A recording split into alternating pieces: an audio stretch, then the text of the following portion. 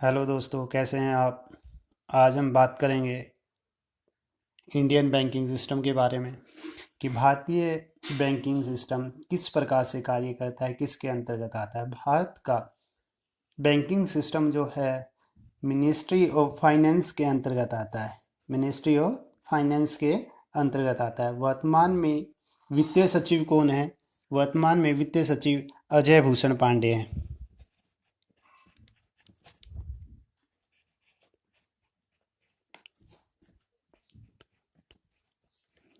अभी कौन है वर्तमान में? अजय भूषण पांडे। वित्तीय सचिव कौन है? अजय भूषण पांडे। इससे रिगार्डिंग एक सवाल आपका बनता है, कई बार बार एग्जाम में पूछा गया है कि भारत के अंदर या भारत में 1 रुपए का नोट और सभी सिक्के कौन जारी करता है? तो वो आपका वित्त मंत्रालय कहता है। 1 रुपए का नोट और सभी सिक्के किसकी तरफ से जारी किए जाते हैं? वित्त मंत्रालय की तरफ से जारी किए जाते हैं। और 1 रुपए के नोट पर आपके जो वित्तीय सचिव है वो हस्ताक्षर करते हैं, सिग्नेचर करते हैं। वर्तमान में आपके वित्त मंत्री कौन है? वर्तमान में वित्त मंत्री निर्मला सीतारमन है। निर्मला सीतारमन वर्तमान में वित्त मंत्री कौन है? निर्मला सीतारमन है। 1 रुपए और सभी नोट, 1 रुपए के नोट, 1 रुपए के नोट और सभी सिक्के वित्त मंत्रालय की तरफ से जारी किए जाते हैं। और इस पर सिग्नेचर हस्ताक्षर कौन करता है? भारत का वित्तीय सचिव। जो वित्तीय सचिव होता है ये आईएएस रैंक का होता है। और ये जो सबसे सीनियर होता है वही वित्तीय सचिव लगाया जाता है, बनाया जाता है। वित्त मंत्रालय के अंतर्गत आपकी आरबीआई काम करती है, reserve bank of India. Reserve bank of India की जो स्थापना हुई थी वो हुई थी 1 अप्रैल 1935 को। ये जो स्थापना हुई थी ये हुई थी आपकी आरबीआई एक्ट 1934 के अनुसार। इसकी स्थापना कब हुई? 1935 में। किसके आधार पर हुई? आरबीआई एक्ट 1934 के आधार पर हुई। आरबीआई ने, भारतीय रिजर्व बैंक ने, जो भारत का केंद्रीय बैंक है, इसने पाकिस्तान के केंद्रीय बैंक के रूप में 1948 तक कार्य किया। पाकिस्तान के केंद्रीय बैंक के रूप में कब तक कार्य किया? 1948 तक किया। 1 जनवरी 1949 को इसका राष्ट्रीयकरण हो गया। कब इसका राष्ट्रीयकरण हुआ? 1 जनवरी 1949 को इसका जो है आपका राष्ट्रीयकरण हो गया। किसके आधार पर, किसने इसकी सिफारिश की थी? सबसे पहले हिल्टन यंग कमीशन ने। सबसे पहले केंद्रीय बैंक की सिफारिश हिल्टन यंग कमीशन ने इसकी सिफारिश की थी। जो आरबीआई है हमारी, इसका जो हेडक्वार्टर, मुख्यालय कहाँ पे है? मुंबई में है। इसका हेडक्वार्टर कहाँ पे है? मुंबई में है। मुंबई में है। इसका जो हेडक्वार्टर है वो कहाँ है? मुंबई में है। भारत की सुंदर नगरी या माया नगरी या फैशन नगरी किसको कहा जाता है? मुंबई को कहा जाता है। या वित्तीय राजधानी किसको कहा जाता है? मुंबई को कहा जाता है। ठीक है। हिल्टन यंग कमीशन ने इसकी सबसे पहले सिफारिश की थी। तो भारत की जो माया नगरी है या सुंदर नगरी है या फैशन नगरी है वो है मुंबई। लेकिन वर्ल्ड की जो माया नगरी है या सुंदर नगरी है या वर्ल्ड की सबसे सुंदर नगरी है वो है पेरिस। वर्ल्ड की सबसे सुंदर नगरी है पेरिस। पेरिस के बारे में एक सवाल पूछ लिया जाता है आपसे कि पेरिस कौन सी नदी के किनारे है? पेरिस कौन सी नदी के किनारे हैं? पेरिस जो है आपकी वो सीन नदी के किनारे है। पेरिस सीन नदी के किनारे है। ठीक है। 3-4 ही है जो आपसे पूछे जाते हैं वर्ल्ड के कि कौन सा नगर कौन सी नदी किनारे। पेरिस कौन सी नदी किनारे? सीन नदी किनारे। पेरिस क्या है? सुंदर नगरी। और हम कैसा सीन देखना पसंद करते हैं, कैसा नज़ारा देखना पसंद करते हैं? सुंदर। तो पेरिस कौन से है? सीन नदी पे। सुंदर कौन है? पेरिस। पेरिस कौन सी नदी पर है? सीन नदी पर है। ठीक है।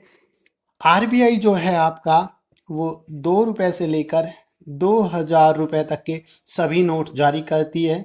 आरबीआई को बैंकों का बैंक भी कहा जाता है। बैंकों का बैंक इसलिए क्यों कहा जाता है इसको, क्योंकि ये ब्याज दर निर्धारित करती है। ब्याज दर किसके द्वारा निर्धारित की जाती है? आरबीआई के द्वारा। आरबीआई का वर्तमान गवर्नर कौन है? शक्तिकांत दास। वर्तमान गवर्नर कौन है? शक्तिकांत दास। आरबीआई का वर्तमान गवर्नर कौन है? शक्तिकांत दास।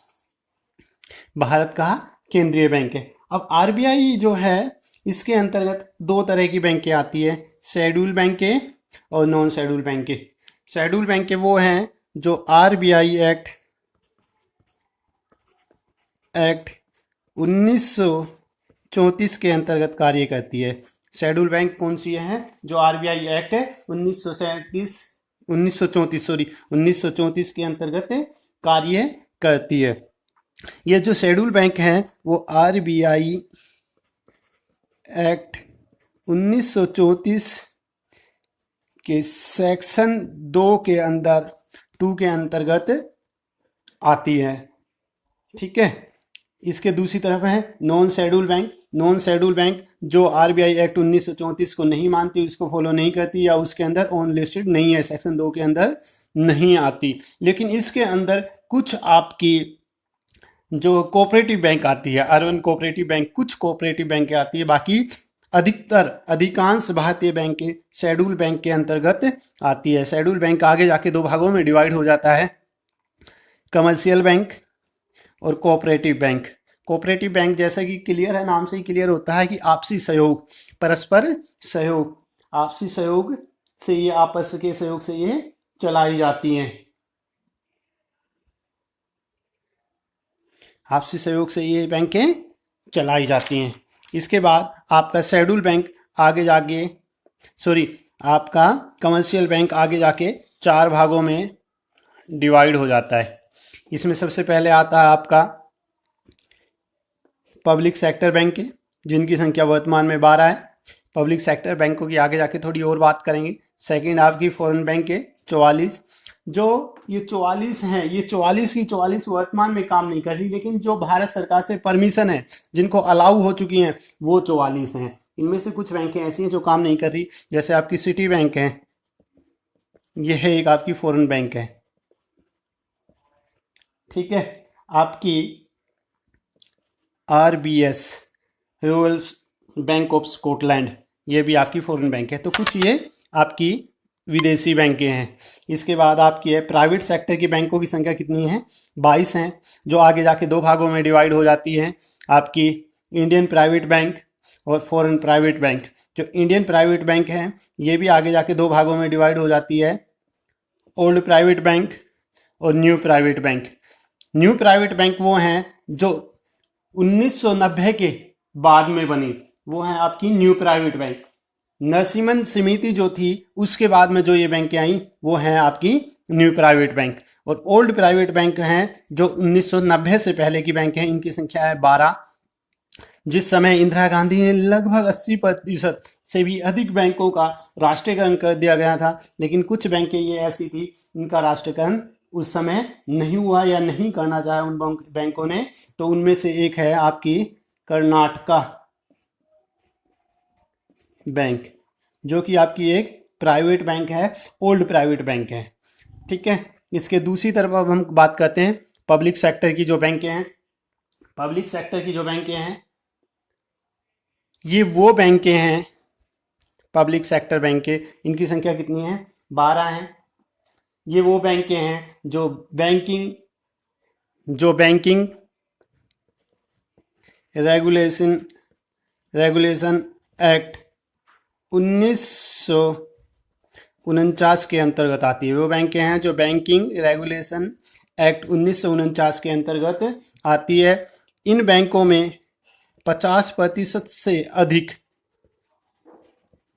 हिस्सा या शेयर किसका होता है? केंद्र सरकार का होता है। अधिक होता है 51 और 51 से अबाव होता है। तो इसमें सबसे पहले आती है आपकी एसबीआई। जो एसबीआई की जो स्थापना हुई वो सबसे पहले जो हुई, एसबीआई की स्थापना सबसे पहले आपकी स्टेट बैंक ऑफ कलकत्ता 1806 में हुई, जिसका नाम आगे जाके 1809 में स्टेट बैंक ऑफ बंगाल हो गया था। ठीक है, स्टेट बैंक ऑफ मुंबई की स्थापना 1840 में हुई। स्टेट बैंक मुंबई नहीं भाई, उस समय था Bombay. State bank of Madras की स्थापना वर्तमान में चेन्नई है, 1843 में हुई। इस तरह इनकी संख्या बढ़ती गई और 1921 में इन सब का विलय करके एक बैंक बना दिया। 1921 में इनको सबको मिला के एक बैंक बना दिया और उस बैंक का क्या नाम रखा? Imperial bank of India.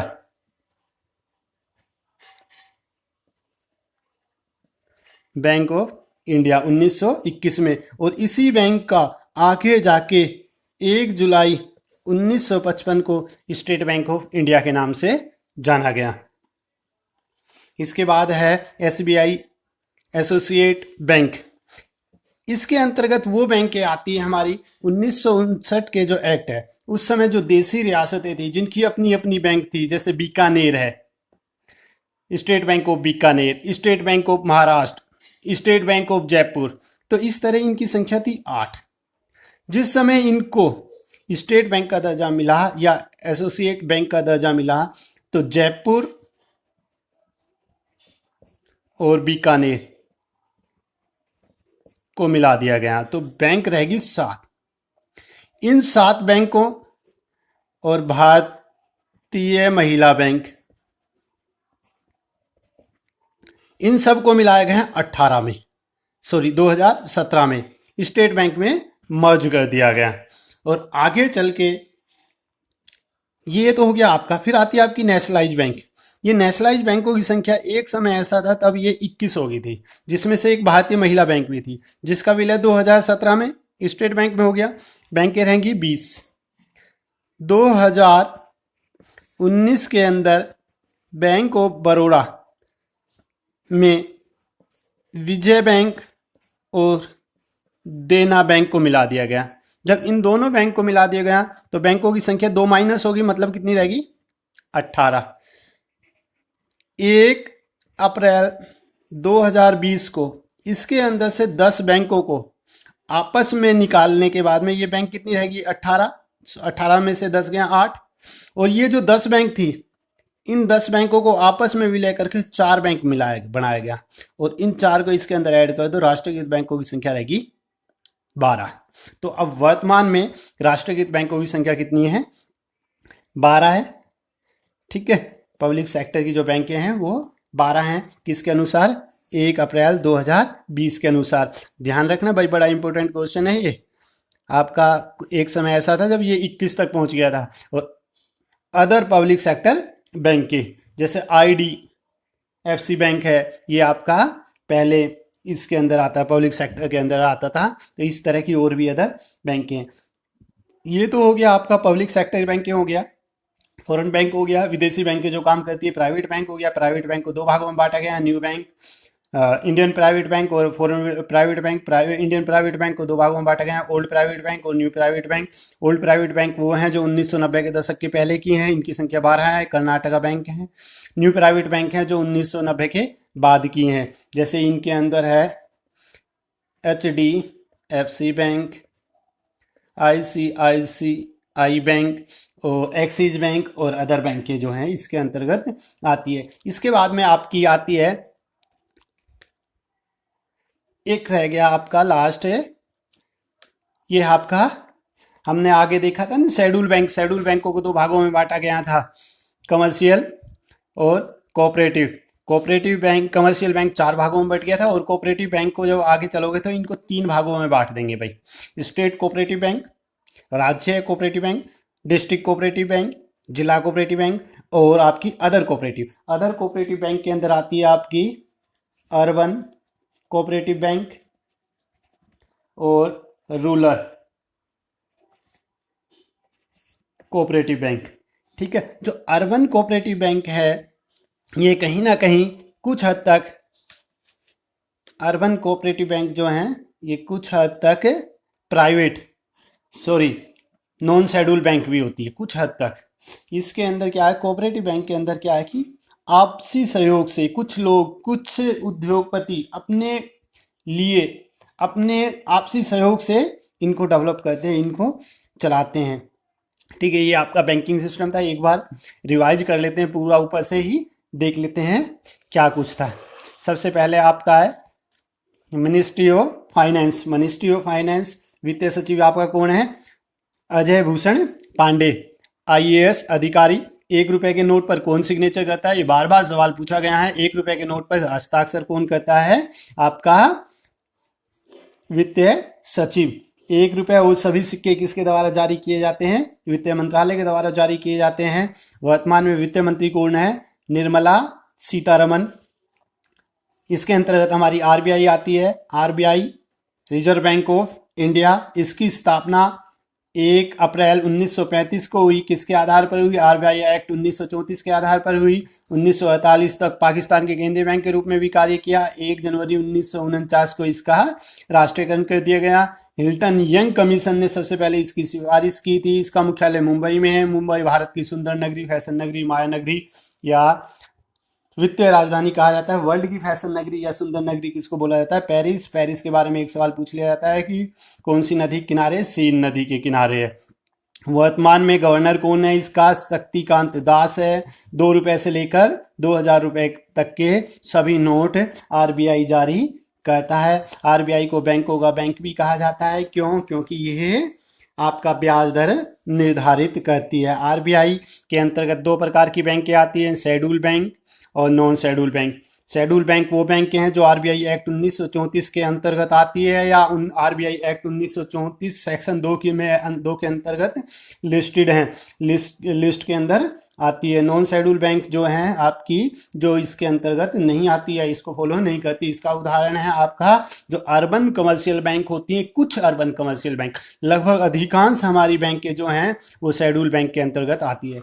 Schedule bank आगे जाके 2 भागों में डिवाइड हो जाता है, कमर्शियल बैंक और cooperative bank. Commercial bank, cooperative bank. Cooperative bank जो आपसी सहयोग से चलते हैं, जो कुछ उद्योगपति या कुछ लोग आपसी सहयोग से अपना बैंक तैयार करते हैं और उस पर कार्य करते हैं। आपका कोऑपरेटिव बैंक हो जाएगा। कमर्शियल बैंक, कमर्शियल बैंक आगे जाके 4 भागों में डिवाइड हो जाएगा। इसके अंदर सबसे पहले पब्लिक सेक्टर बैंक है। पब्लिक सेक्टर बैंक जो है, पब्लिक सेक्टर बैंकों के अंदर अधिक 50% से अधिक का हिस्सा, शेयर होता है केंद्र सरकार का। बाकी अदर कोई प्राइवेट व्यक्ति या किसी का भी या किसी फर्म का हो सकता है।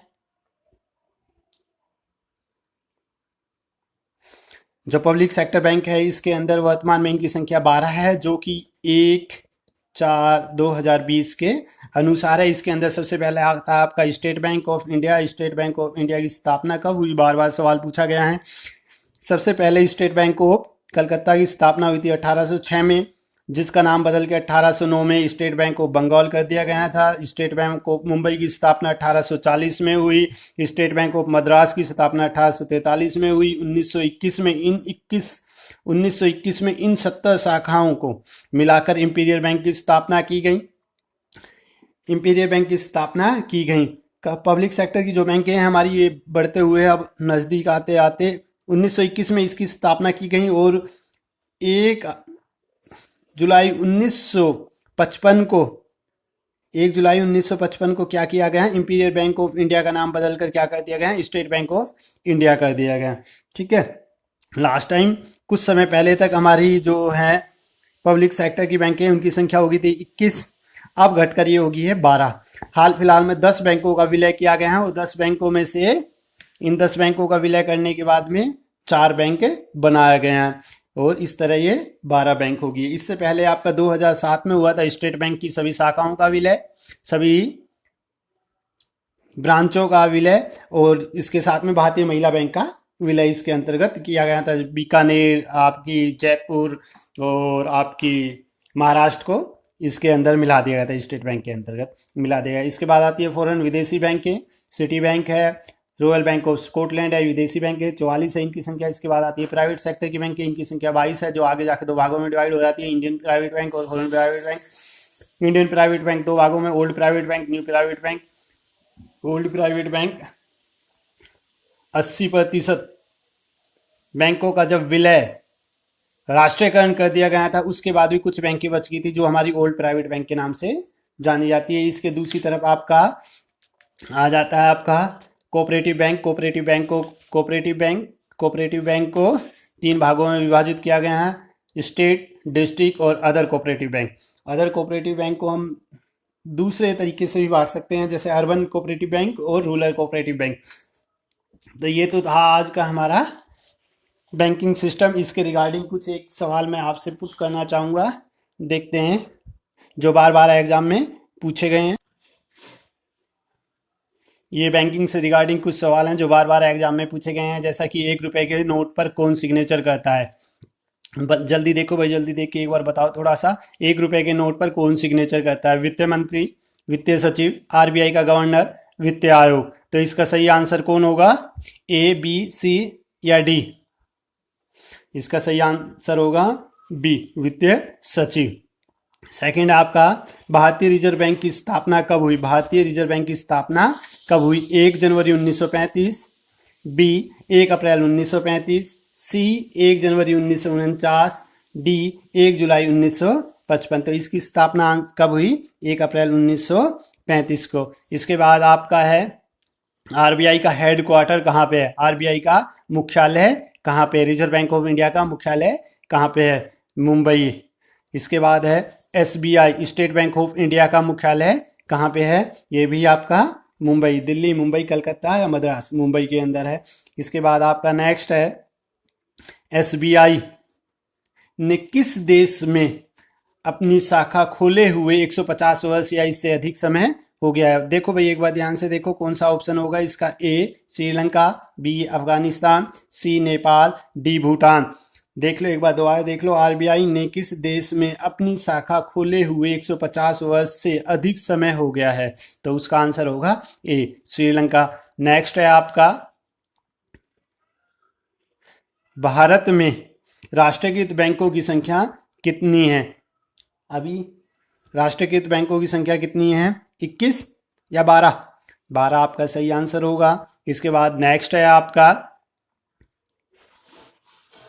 निम्न में से कौन सी ओल्ड प्राइवेट बैंक है? ICI bank, axis bank, Karnataka bank, HDFC bank. तो कर्नाटका बैंक आपका राइट आंसर होगा। नेक्स्ट और लास्ट है आपका, न्यू प्राइवेट बैंक किन्हें कहते हैं? किन बैंकों को न्यू प्राइवेट बैंक कहते हैं? तो एक बार ये खुद अपनी तरफ से करना, ठीक है। ए ऑप्शन है आपका 1947 के बाद की बैंक है, 26 जनवरी 1950 के बाद की बैंक है। सी है आपका 1 अप्रैल 1959 के बाद की बैंक है। डी आपका 1990 के बाद की प्राइवेट बैंक है। तो इसका आंसर होगा डी। तो ये था आज का हमारा बैंकिंग सिस्टम। दोस्तों कैसा लगा आज की ये क्लास?